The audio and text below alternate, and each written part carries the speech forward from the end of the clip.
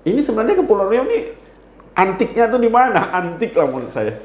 Kemudian National Geographic Australia itu pernah membuat video di bawah laut, tapi bukan di Pejantan, tapi di Pulau Jengkulan. Pada saat menjadi pengamat politik, modal terbesarnya apa sebenarnya? Ketika dia berjanji dengan kapasitas keuangan yang tidak mungkin dia wujudkan, maka itu akan menimbulkan konflik. Maka jangan mudah untuk berjanji. Tapi ini kan belum setahun. Masa ada banyak janji yang terlupakan, yang tidak dapat dilakukan, dan tidak tepat waktu? Camera! Running! 101, 2, 3, take 2. Action! Cakap, jangan tak cakap. Assalamualaikum warahmatullahi wabarakatuh. Tak banyak orang bisa bercakap, dan tak banyak yang bercakap bisa diikuti orang, dan tak semua orang bisa menjadi pemerhati di mana apa yang dia cakapkan menjadi sebuah seakan-akan kesimpulan bagi orang lain. Dan oleh karena itu, saya akan bercakap dengan tokoh muda di Kepulauan Riau ini, tepatnya di Tanjung Pinang, Bung Roby Patria. Assalamualaikum Bang Roby. Waalaikumsalam warahmatullahi wabarakatuh. Senang ketemu Bang Roby, dan kita berada di studio Dak-Dakan namanya ini. Apa kabar, sehat? Alhamdulillah. Kulihat Bang Roby ini bercahaya, ini nampaknya senang sekali diundang sana kemari, selalu zooming dan sebagainya. Tapi ada yang ingin saya tanyakan, Bang Roby ini aslinya mana? Asli Indonesia pasti ya, tapi Ya. kampungnya mana? Kampungnya Tambelan. Tambelan itu orang-orang hebat lahir di Tambelan itu. Walaupun kampungnya seakan-akan terlupakan. Nah, SD, SMP, SMA di sana?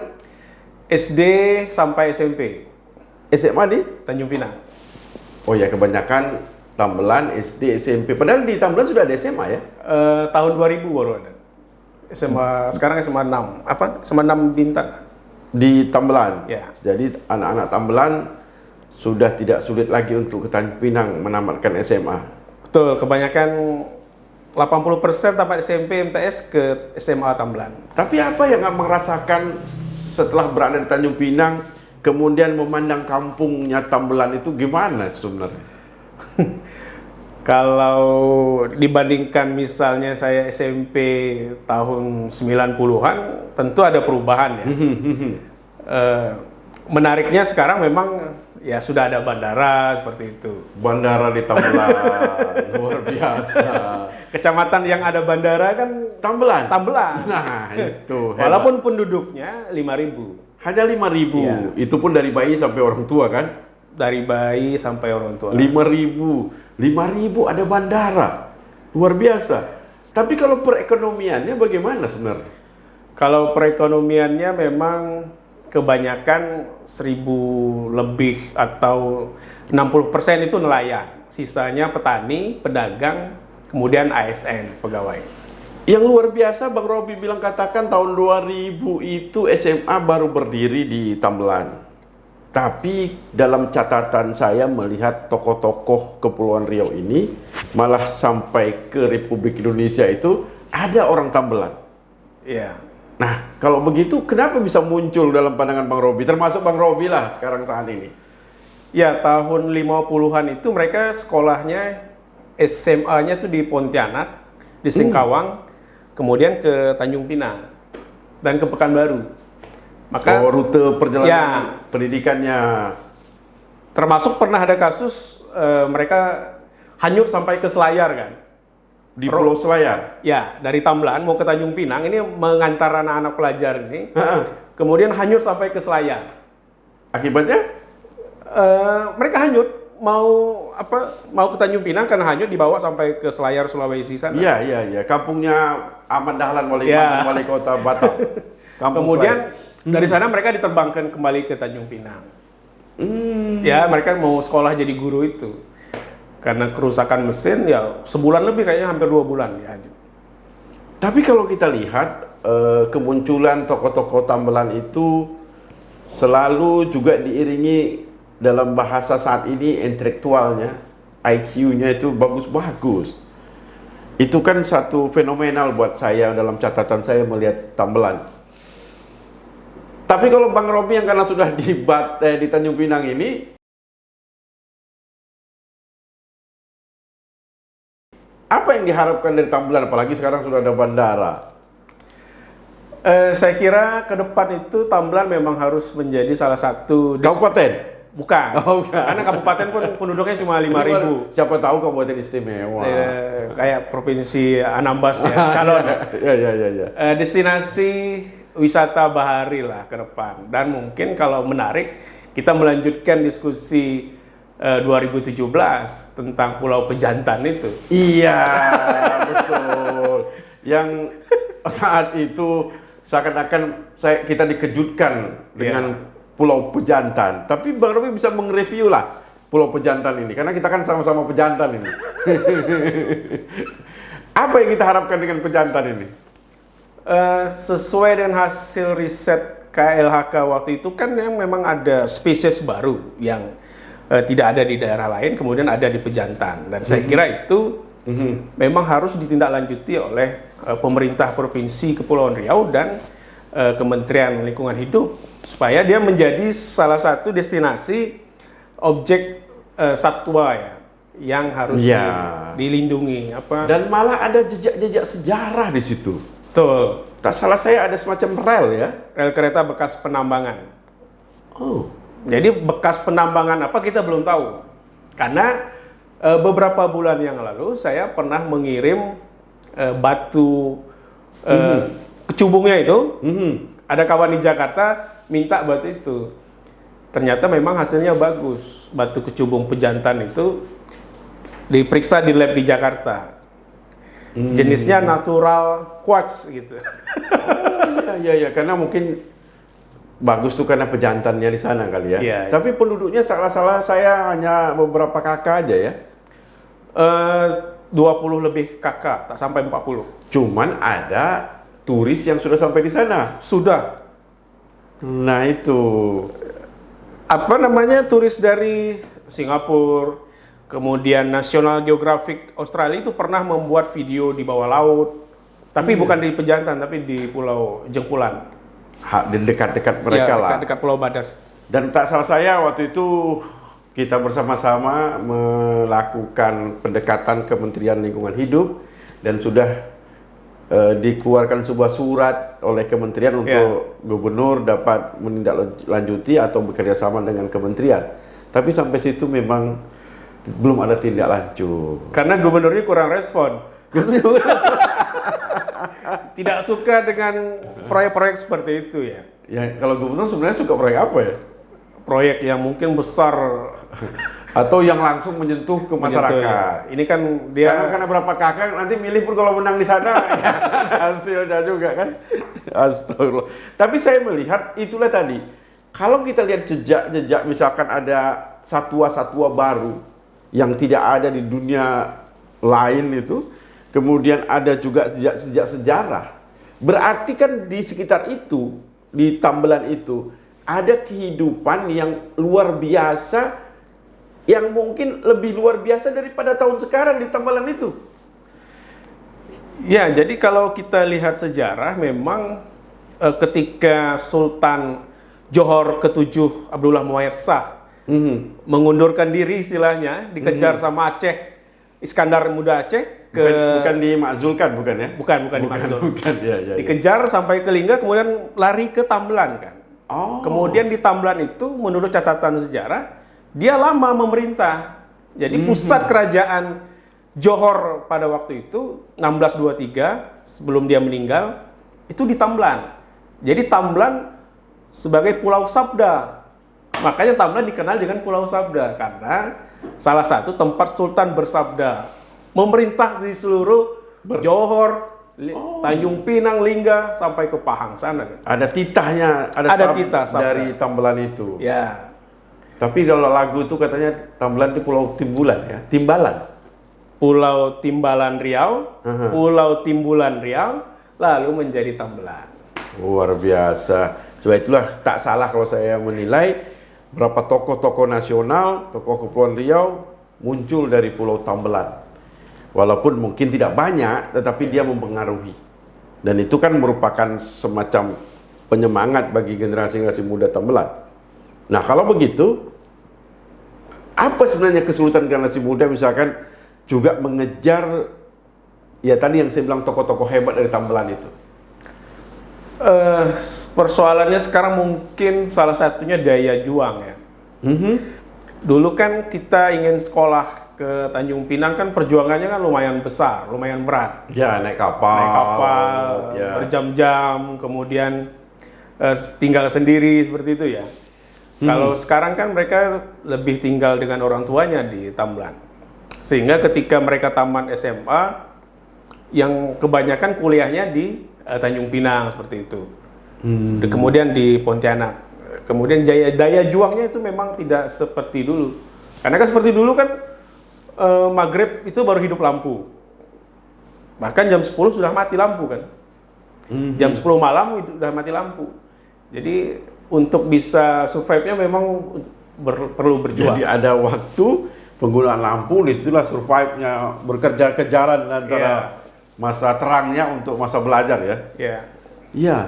Itu memang kehidupan kita di pesisir, begitulah nampaknya.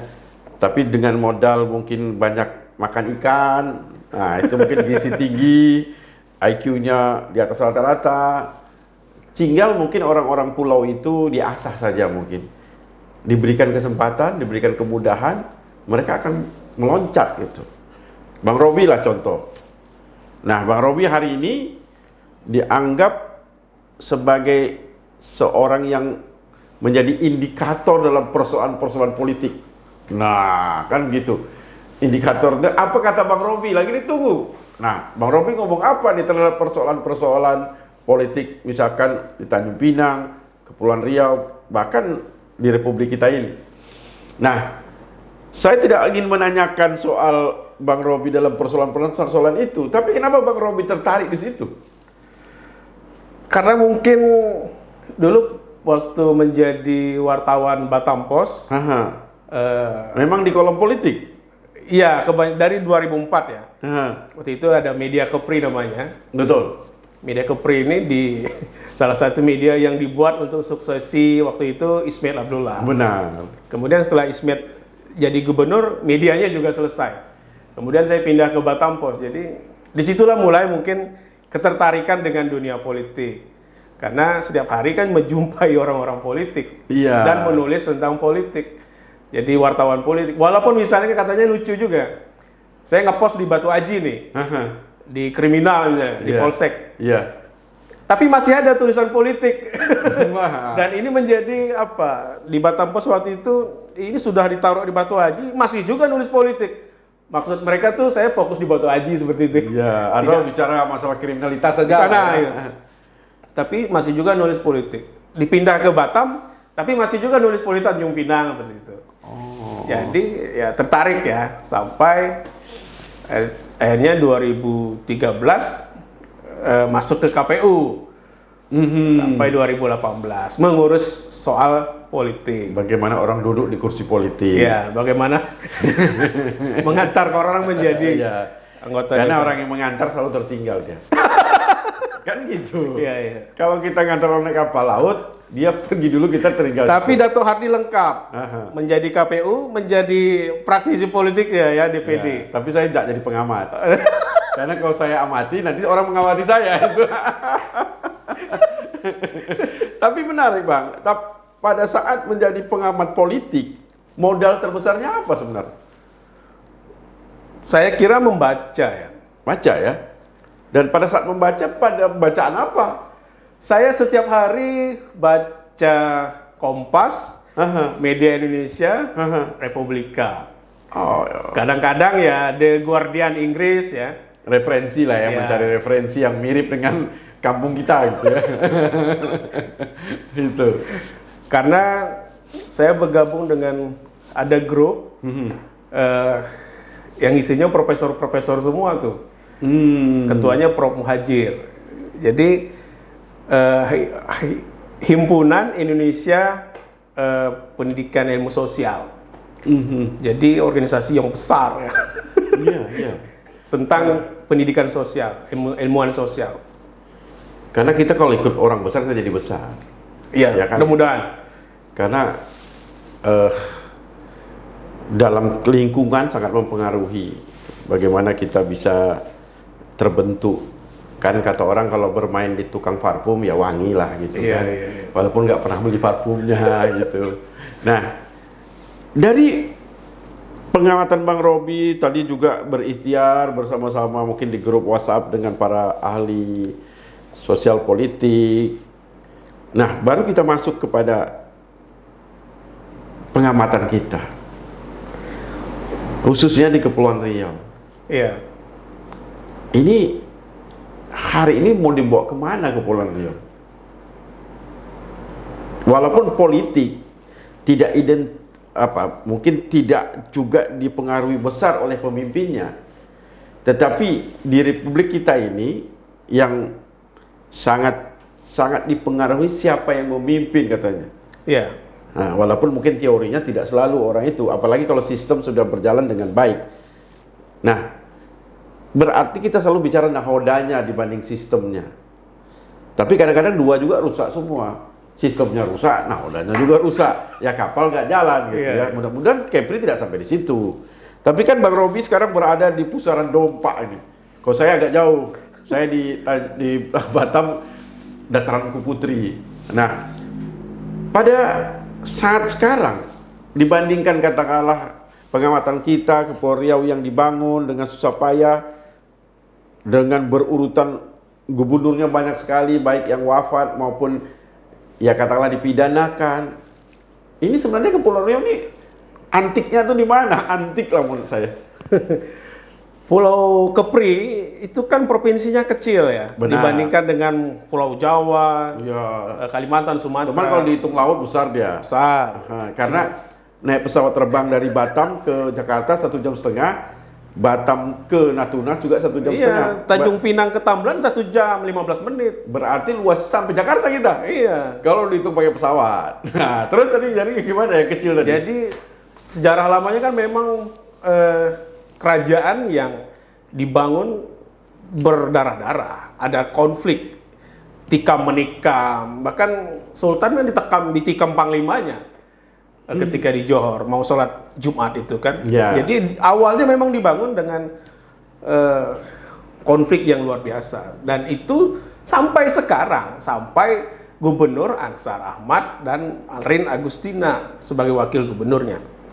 Dan itu orang luar pun yang tidak tahu politik merasakan itu. Ada konflik yang luar biasa.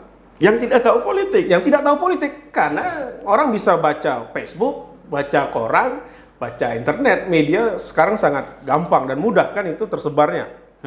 Misalnya terakhir apa? Pelantikan eselon 3-4 diwarnai dengan konflik. Ada yang tidak puas kemudian memasang baleho di mana-mana. Tapi itu kan bukan kelompok Marlin.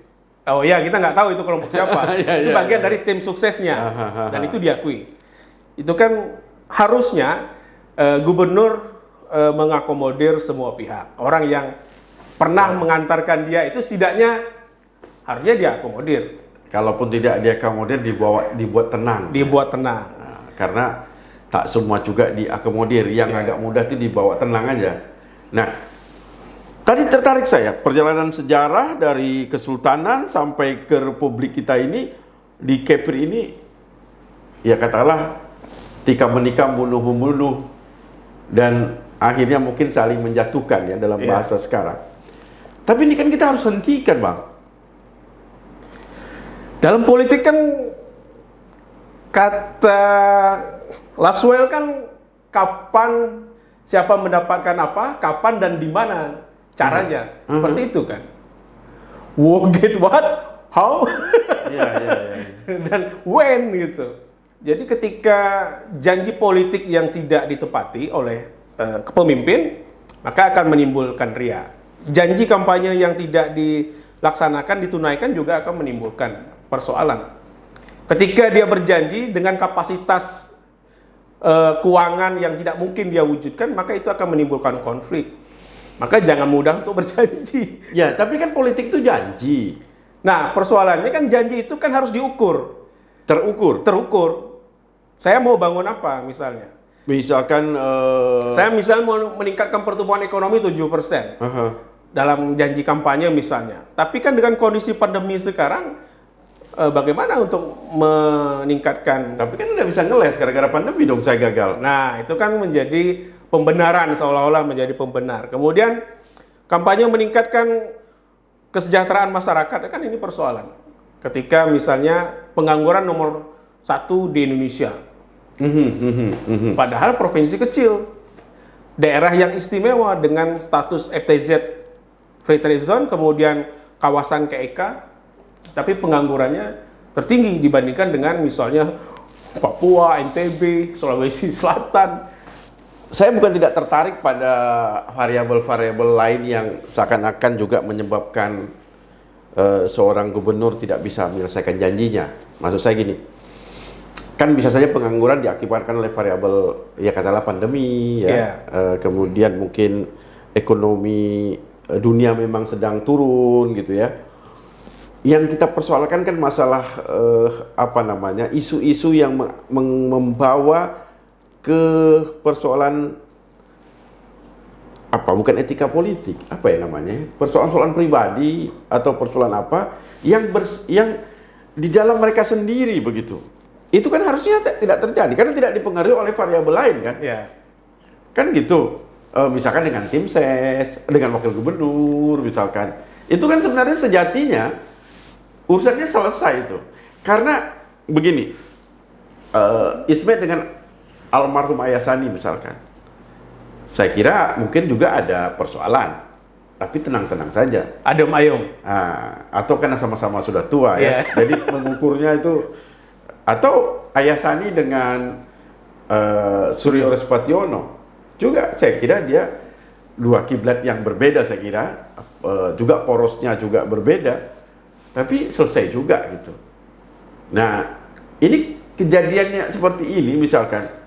Bermula aja start go, bong, langsung kalau film India ini kan biasanya kan berantemnya itu kan udah separuh main gitu ya. Ini langsung main gitu. Itu kenapa bisa gitu ya? Ya, pertama kan memang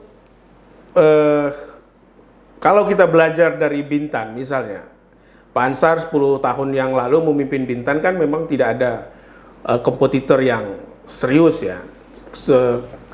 Persaingan yang ketat nggak ada. Dia mulus, bahkan di periode keduanya menciptakan boneka, pasangan boneka.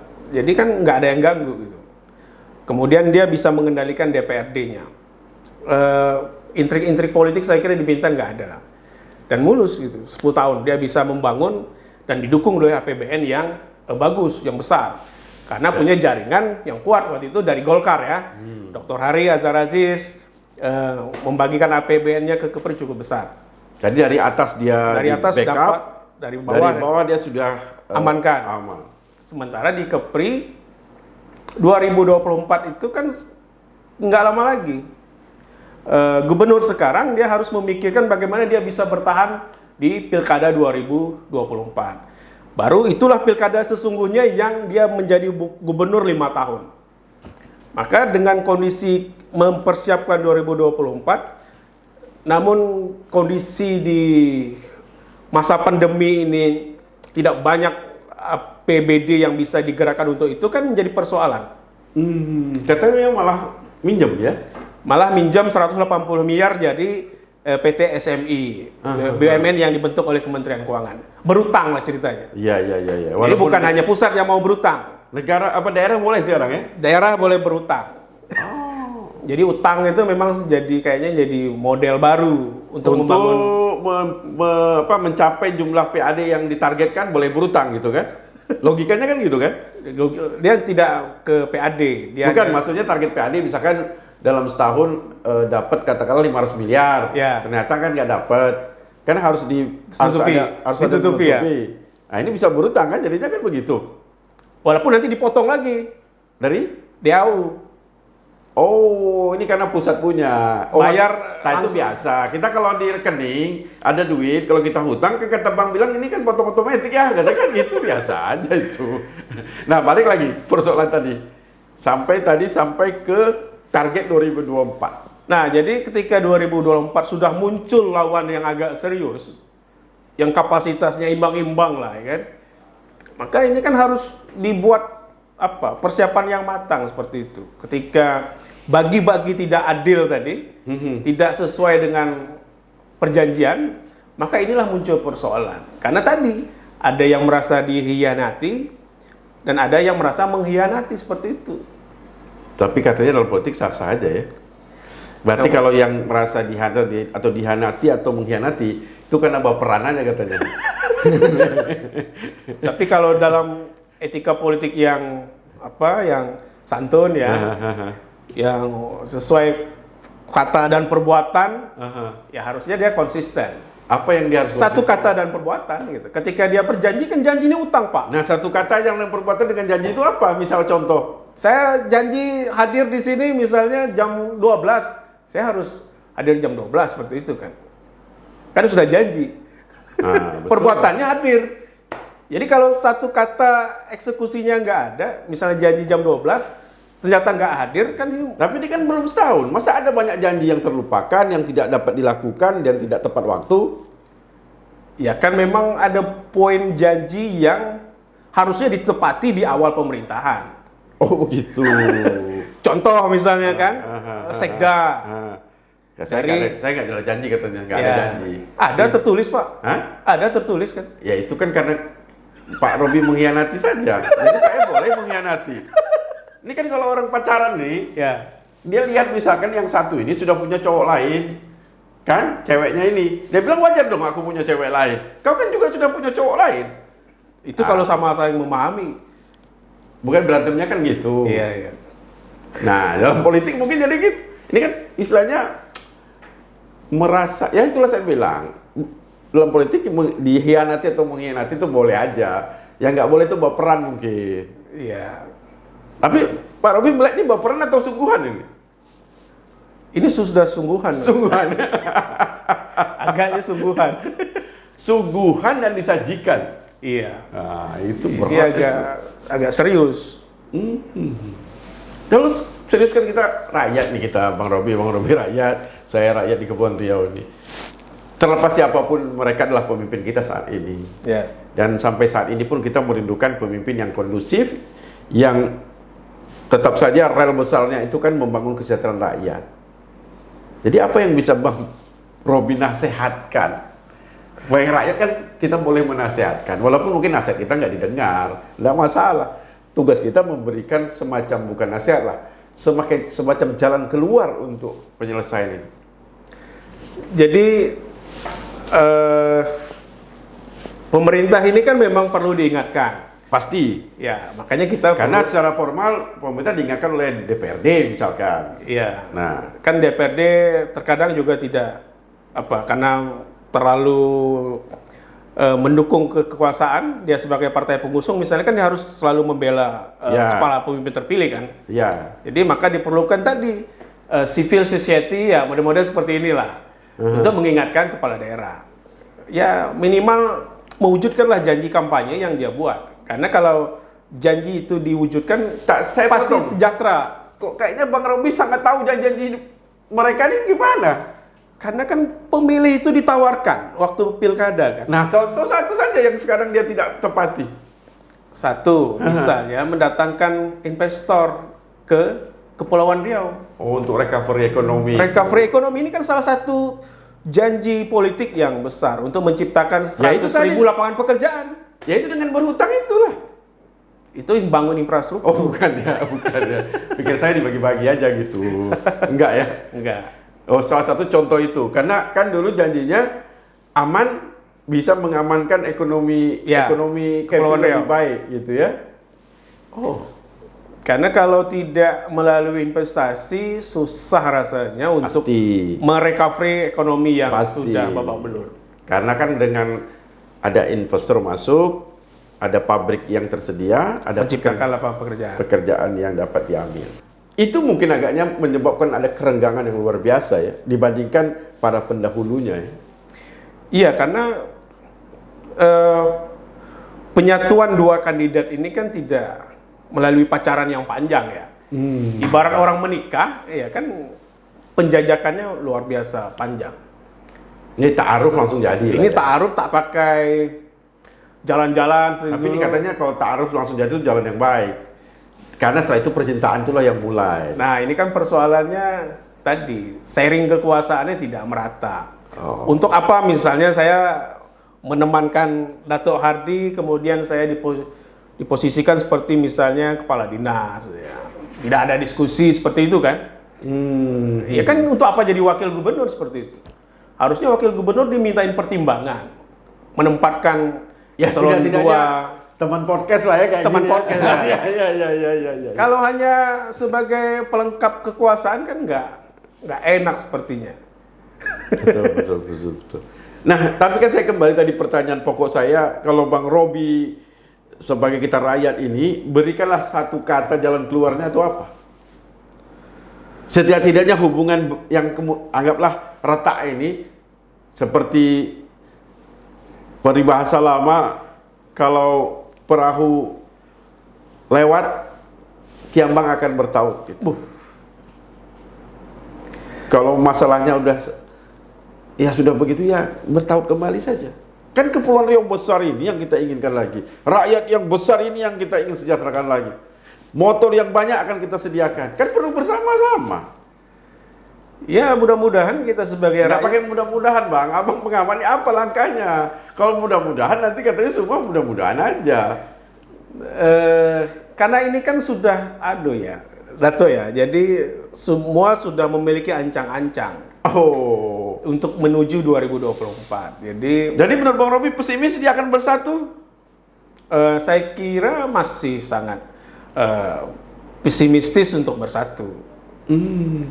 Karena memang free fair untuk 2024 itu keduanya sudah menyusun strategi, pondasinya sudah dibuat. Sudah sama-sama start lah ya. Ya, jadi ya sudah terlanjur saya kira ya untuk kembali di masa pencalonan itu mungkin sudah agak berat.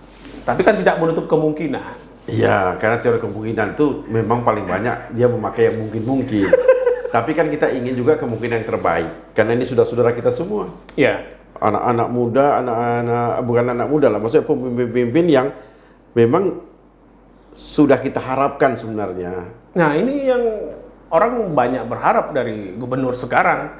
Iya. Karena ekspektasinya terlalu besar. Betul, karena pengalaman menjadi bupati 2 periode, menduduki di DPR RI, saya kira kalau kita boleh berandai, harusnya kejadian ini tidak.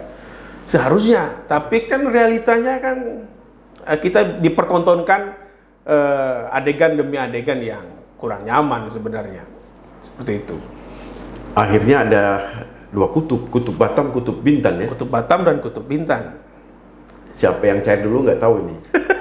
Karena musim panas sekarang ini, kan harus ada yang cair. Sudah cair, dia menjadikan bersatu dan akhirnya kan menjadi yang bisa bermanfaat. Ya, ini kita ini pengamat atau ya pokoknya yang kita bicarakan ini kita sebenarnya niat baik saja. Kita coba untuk supaya ada jalan keluar dan bisa menyelesaikan persoalannya. Gitu, setuju Bang Robi? Setuju. Karena Bang Robi dah setuju, maka percakapan ini harus diakhiri. Kalau dia tidak setuju, saya repot mengulang lagi podcast ini. Oleh karena itu, kita cukupkan sampai di sini. Terima kasih Bang Robi dan sekali lagi cakap, jangan tak cakap. Wassalamualaikum warahmatullahi wabarakatuh.